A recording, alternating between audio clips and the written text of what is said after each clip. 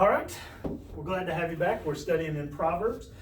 We have been studying a variety of different topics, and we are going to land on words today. So as we launch into that, I thought we'd kind of start with just the shotgun blast of what are wise words, foolish words. What does Proverbs say about that? So Joey, would you care to read Proverbs 15:2? Right. The tongue of the wise commands knowledge, but the mouth of fools pours out folly. Okay. And Aaron, you want to read Proverbs 16:23? The heart of the wise teaches his mouth, and adds learning to his lips. All right, so both of those are pretty straightforward. Wisdom is used in words, and it's tough because a lot of people say things to say things. They don't listen. They just want to speak. When you hear Proverbs set the stage for what's wise and what's foolish, what jumps out at you guys? Well, don't all of you use your words at once. I'm trying to appear wise. We will get to that, sir. We will get to that. Go ahead, Bryce. If I could add in Proverbs 18:21 to go along with. Yeah, absolutely. When it says, "Death and life are in the power of the tongue, and those who love it will eat its fruits." That's good. And I think in regards to these verses, we're talking about wise and foolish words. Basically, you kind of eat what you sow in a way. The words that you say, if they're right, they're good, they're fruitful. You say things that are stupid or foolish, you're a fool. So I think that's just kind of evident in those few verses. Yeah, I think the people have heard out of the overflow of the heart, the mouth speaks.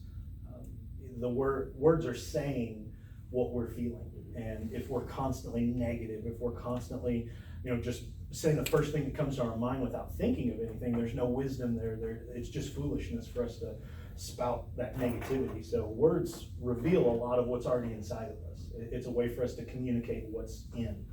So, yeah. It makes you think of Jesus in Mark, or I can't remember the exact chapter, but he talks about, it's not what goes into a man that makes him unclean, it's what comes out of him. And everything that comes out of him comes from the heart. So ultimately, the things that we say are not just words, random words. They're a condition of where we're at spiritually in our life. Very much so. Any other thoughts? I know that a lot of the things that we talk about in Proverbs are going to be from the situation or the perspective of what's wise and what's foolish, what's wisdom and what's not wisdom. I think another way that Proverbs frames a lot of things that are said, how they're said, those kinds of things are from the perspective of righteousness versus wickedness. Bryce, you want to read Proverbs 10 verses 21 or 20 and 21? Sure.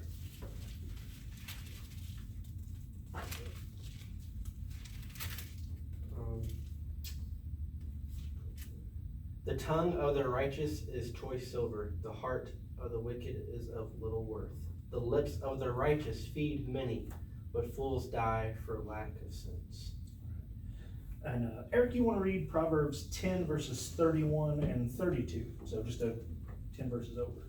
The mouth of the righteous brings forth wisdom, but the perverse tongue will be cut off. The lips of the righteous know what is acceptable, but the mouth of the wicked what is perverse. So you've got righteous, you've got wicked, and then in Proverbs 10, you have righteous and perverse. I'd like to hear somebody else's thoughts on that.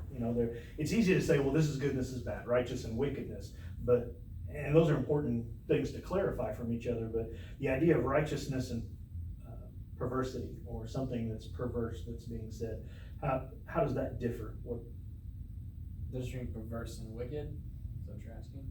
Yeah, that, and kind of the if righteousness and wickedness are different from each other, in one respect, how are righteousness and perverseness different? Or, like you said, wickedness and perverseness, is there?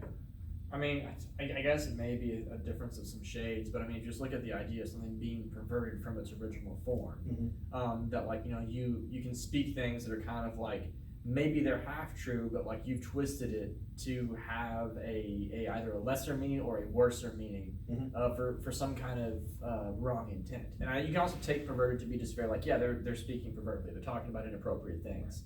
But I think you could also kind of add into that, like, yeah, it is perverse to deceive someone. It is perverse to take something that would normally be a noble or good idea and twist it into selfish purposes or even just manipulative purposes. Whereas wickedness, which I think wickedness and pervertedness can be very much the same, but wickedness can be other things as well. Like it could just be, harsh, angry, hurtful words. It could be things that are just like not even necessarily deceitful, just straight up like this is evil. We're talking about evil things. And so at least that's how I look at it, is like perverted can mean that it's also kind of twisty, and I guess wicked can be that too, but I think sometimes, at least it's just a difference of a couple of shades, really, I think, between the two. I think you make a good distinction. Perverse, or something being perverted, we have a connotation of what it's been, but it's just taken out of context, or it's something that it's not meant to be that way. We talk about things, this guy's perverted, he's always talking about, off color type things. What that comes from is that God created sex and physical relationships to be something that builds a family, that bonds two people that love each other together, and people that have taken that out of the context that's supposed to be perverted its true meaning. So in a way that is wicked, but what they've done, it's not just wicked and against God's ways, it's like they've turned it into something that it was never meant to be. And I think all of us probably could say that we've seen somebody say something on Facebook, just make a general statement, and then someone comes in and they say, oh, so what you're really saying is you hate this, or you can't stand that. And it's like, no, you've perverted those words, you've twisted them to something they were never meant to be. And to do that from a perspective of, man, I misunderstood what you were saying, I'm sorry, versus, I don't like you, I'm gonna try to make you look like an idiot. Like that's the difference between I perverted something and it's perverse versus that's just outright wicked, it's evil. So, and that seems to be a problem. It's sort of like how Job's three friends would say things that they felt were true about God and about how Job was reacting, and yet the things that they were saying weren't necessarily true about God. They were perverting the truth about God, which is why God rebuked him at the end. And that story it's always fascinating to me. Job's friends had a fantastic first week because they just showed up and they were like, man, you are hurt. We love you. We are sorry that you went through all this. And they didn't say a word. They were just there and available. And then the moment the problem started was when they were like, what'd you do? What'd you do make God mad? Like, you must have really messed up. So sometimes words, even if we mean them to be they can turn into something we don't mean them to be. And that's why we have to be diligent about saying, am I communicating effectively what I want to communicate? And is it true? Or am I just saying, well, I think that's right? So. Yeah. And I think the way that translations use different words, but you have the idea again of righteousness, this choice silver, it has value, versus the words of the wicked lacking value. It nourishes, it feeds people, it brings something and brings life. And then the image later in the chapter is talking about the idea of like righteousness flowing, the words flowing, this living thing. And finally then like bringing forth what is acceptable, which has sort of the images of offerings and tithes, or what you would see in the Old Testament. So all those images are just things that like are the things we're saying leading to that kind of righteousness, that life, that flourishing, we've talked about before in Proverbs, that you see within wisdom and righteousness. So I really like that, what you just said, Joey, because like there are times like you're talking to someone who is like a wiser, older person in the faith, and sometimes like it's just they say things that are very unassuming, but like you just feel like you've been given a breath of fresh air. And you're like, wow, like that, I really enjoyed that. And then there are times you talk to other people and it's like you just had the life drained from you, and you're like, what just happened? And I think that there's a degree to like, you can kind of look at that and see like, yeah, there's a difference here between righteousness in our words and in wickedness and perversion. And to me, we use words to communicate, But there's also a time where we use words we can either build people up or we can tear them down. And I love Philemon. It seems like I've read that. It's a short book and it kind of jump starts me if I've been lacking in reading. And I love that Philemon is described as a heart refresher. You know, somebody that when you hear that, you're refreshing to be around. You make me excited about life, not like, oh gosh, here comes this guy. We're gonna hear everything he's heard on, CNN or Fox News. Or like, you don't want to go down that rabbit hole of I don't want to talk about all this negativity. There are people, they use their words and it's refreshing. There's a kindness about them, and I think it's up to us to do well to discern what needs to be said, when it needs to be said, how it needs to be said, because that really, I think that sets the tone. And there's a couple verses. 32 says that the lips of the righteous know what is appropriate. Not just appropriate, like you're not talking about perverted things, but just appropriate to like, I intentionally would desire to build this person up. Mm-hmm. Yep. And it's picking those spots, and there are times where there's no win questions, and there are other times when, that maybe this is a chance because we have a relationship with somebody. There's a foundation of trust so that I can say something that might be painful to hear, Some of you guys might have to say, boy, Zach, that angle that you sit at, when you're upstairs in your church, it's not flattering. Maybe you need to have a salad, and it might be hurtful. I think the last couple of times that I've gotten to be on the end and there's just this weird angle of me looking large. But if I'm getting too big and you care about my health, there might be a time where you're like, Zach, buddy, you're gonna have to start working out, and that comes from a place of love. Yeah, this is actually an intervention. Excellent. I'm good. It's weird that I brought it up. Just waiting for a chance to do that. How many weeks into this Yeah. session are we? This This has been a long. You guys really played the long game with this. Yeah. We've been doing this for This months video is being recorded before lunch, actually, so we will very soon have an opportunity to swat the food away from Yes. Zach's mouth No. if need be. But I think a lot of that comes back to do you have a relationship with somebody? Are you to being discerning enough to say, can I say this and it be received the way that I want it to be said? That's a big one. I'm seeing that a lot, because I've been reflecting on that over the past couple of weeks, really, with everything that's blown up in our world and there's so much animosity, and people are quick to throw out a label that, enables them to just shut that person down and say, well, I don't have to deal with you because you're stupid or racist or something or other. And I feel like what we're trying to do, like as a society over social media, is we're trying to have kind of an intimate conversation, like difficult conversations, in a format that affords no love, no commitment, no relationship. And so, it's like we're trying to do with language what's already been done with sex and sexuality. That, it's just what it is. Take it for what it is. And the reality is we're losing it because there's no care. There are things I would be able to say to a person face to face when I can trust how that conversation can go, and if I can see how they would respond, I can tweak my understanding or change how I would word something that I simply couldn't. I do not post much on social media apart from, hey, here's our worship service. But we started into the book of Revelation, and that was before everything shut down. So, but we stopped doing our study through Revelation because I thought, in a recorded medium where I can't read response, where I can't get question and answer, where I can't get feedback, I can't dive into a book that is as divisive as that without the ability to, speak a word of comfort. If you say, well, but what about this? And I say, hear me, I think we'll get to that somewhere else. Or, maybe I don't think the book of Revelation really leads us in that direction as far as, what John was seeing and what he was understanding, just several things like that I've been reflecting on lately. What does it look like to not think that our social media platform is the best place to get word out about what you think and what you believe? And I think there's the idea of discernment that we've kind of talked about. Part of that is having a close enough relationship to hear what they're actually saying. Yeah. Is for somebody to say, I believe in this government program, and somebody else to say, I'm staunchly against that. it should not immediately turn into a war of, well, you're this or you're that. It's, I hear you saying that you want to help people. And I want to do that too, but I feel like there's a better way to do it than this program. It's with this, and to really pick over details there.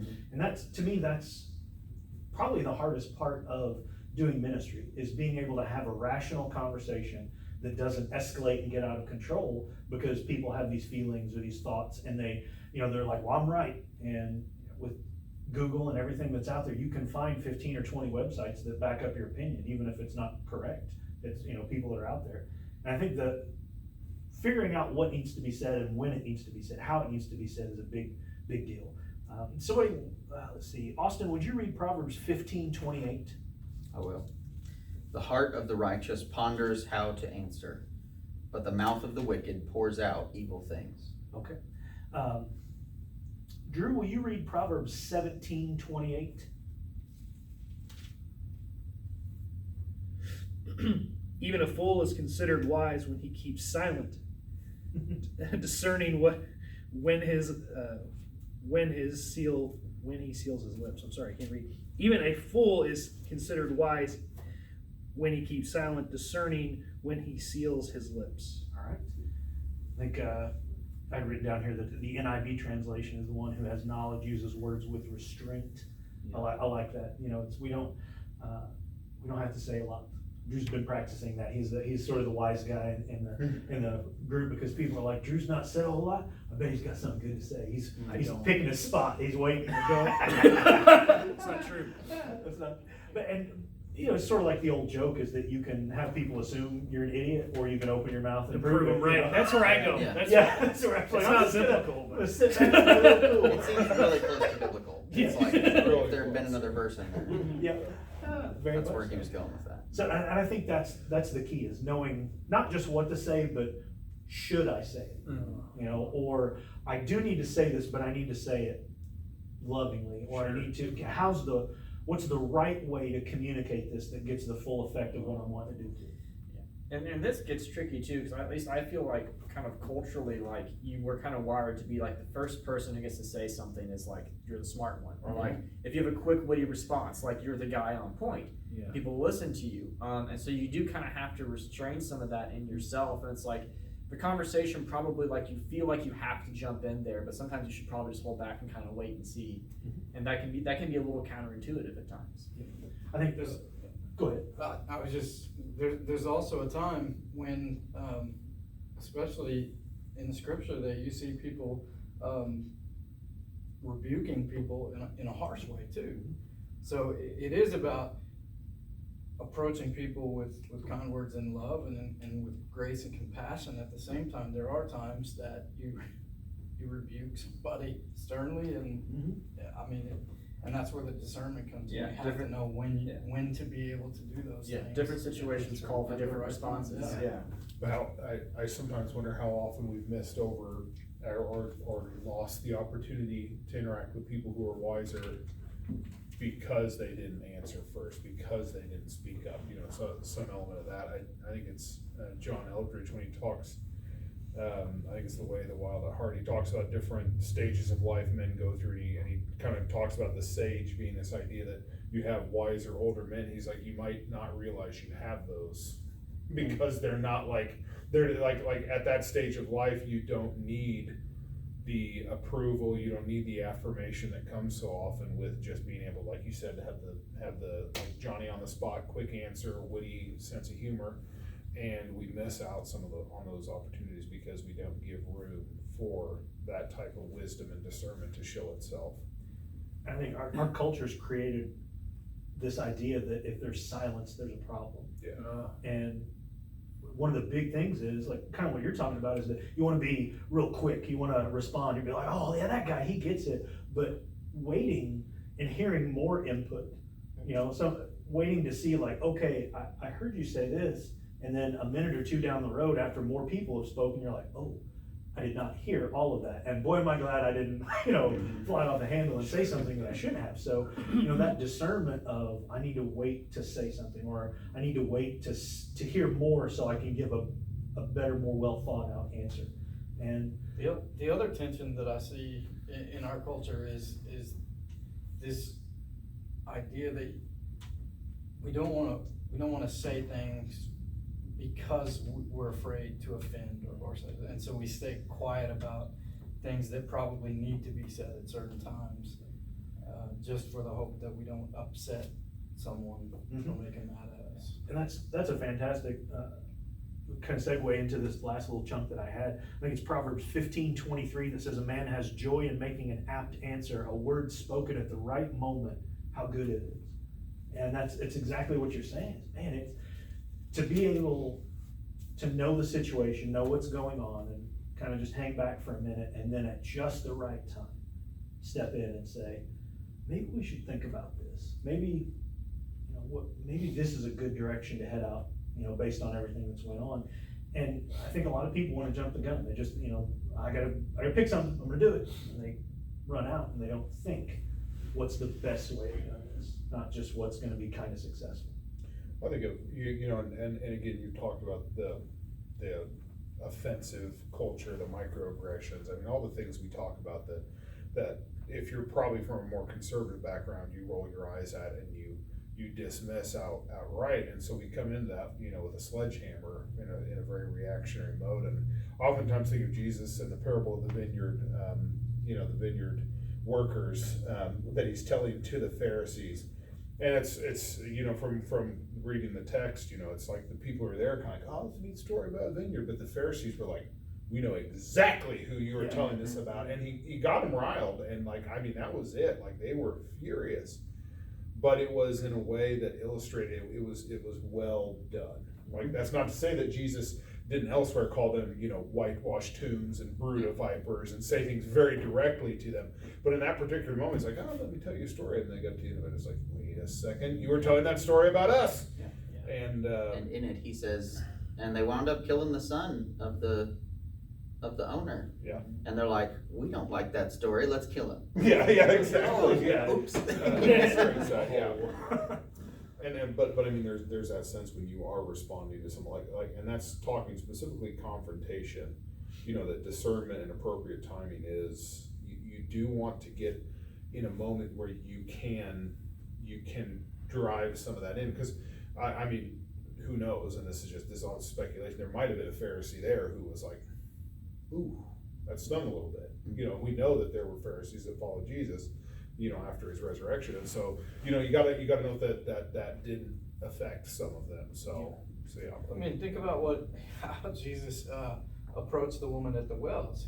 She said, oh, I don't have a husband. And Jesus, he doesn't say that's true. He says, yeah, no kidding, you've had 5, and the one you're with right now is not your husband. Yeah. I mean, it's just, sometimes he says things and you're like, whoa. Yeah. And other times it's full of compassion. Yeah, or he sits and writes on the ground with his finger, whether, And that story, how many times have you heard either at church camp or you've been, visiting at a church and you've heard that scripture preached and people want to know what he was writing? Is he writing the names of the people that were, with that woman? Is he writing, the sins of all the people that were there? And even in a moment of silence, like all we want to know is tell us something, say something. I want something out of this. Like, we want words. We need to fill the space.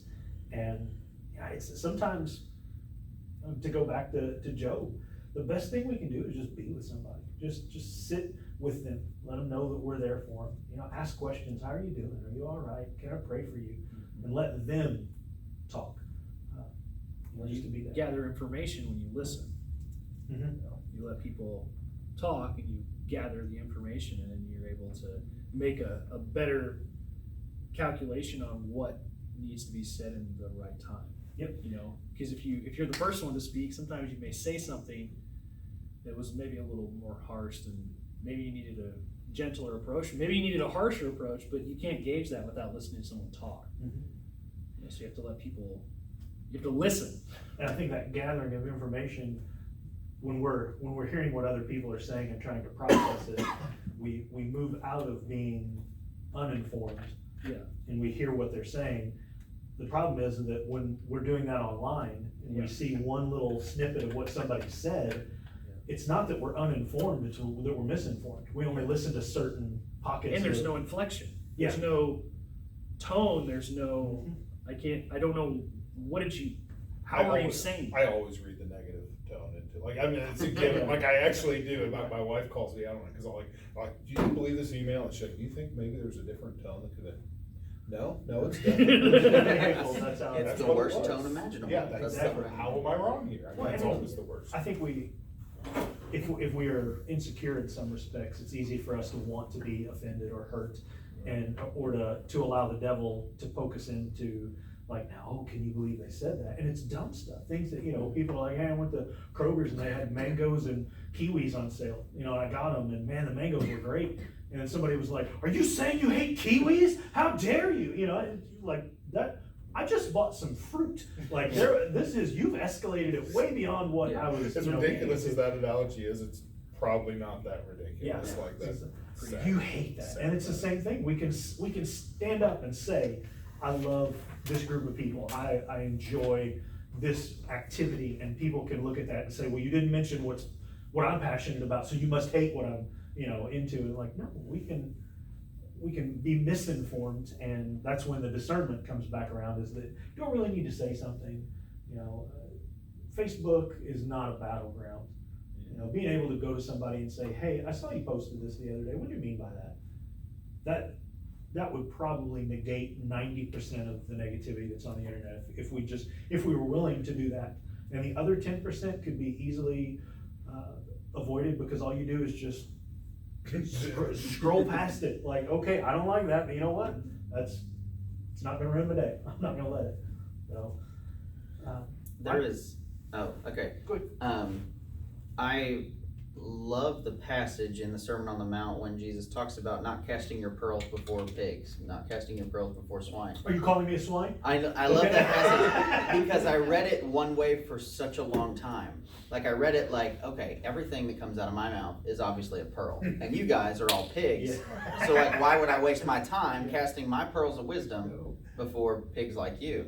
And it wasn't until I read The Divine Conspiracy by Dallas Willard, where he talks about, if that's what you're hearing, you should know that's exactly what Jesus did. Like, he is the perfect pearl, and we are all swine. So like, if he is saying don't do that, it's exactly what he has done. His perfection has entered into our filth, and he suggests a different reading where you would say, pearls are not good food for pigs. What if instead you were to cast something that could be useful, could be valuable, could contribute, could nourish, rather than pearls? Because pearls, you may think, oh, these are so precious, but they have no value to pigs.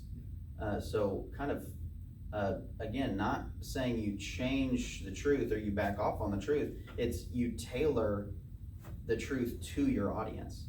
If they're needing to hear something with some correction, you give them correction. And if they need to hear it with some grace, you tenderly just walk with them. Another book that I read just a couple years ago is called When Breath Becomes Air. And it was written by a neurosurgeon who found out he had cancer and would pass away from it. And he was this up and coming, everybody was so excited about him. But he realized he was going to die with a very brief career. And at one point in his book, he says, at times you would look at a scan of somebody's brain, and I can't imagine what a neurosurgeon sees when they look at the scan of somebody's brain, but he would look at it and he would realize there's nothing we can do. And in that, he said, when there is no place to put the scalpel, words are the only tool we have left. And the words you use when talking to the family is the difference between a lawsuit or people beginning to deal with this process of grief, of realizing they're losing a loved one, rather than them saying, well, that doctor didn't even try, he just ran in here and told us he's not doing it. And but being able to take words appropriately timed and with discernment, you enter into those situations and you can actually make them better rather than leaving people frustrated. That's great.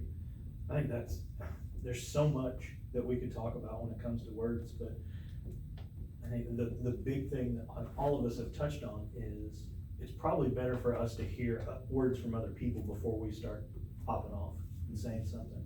And when we do say it, I think people rush to, I need to be firm, but there, as Eric said, there's absolutely a time for, that harsh, Paul had to confront Peter about some things that he was doing that weren't communicating the gospel effectively, and, Peter's one of the heroes of the New Testament, so we're not always gonna get it right, but sometimes you have to be firm, sometimes you have to be gentle, but on a day-to-day basis, I'll close with Proverbs 16:24. Gracious words are a honeycomb, sweet to the soul and healing to the bones. I think whatever we're doing, it needs to be spoken in love, caring for people, even if we have to rebuke.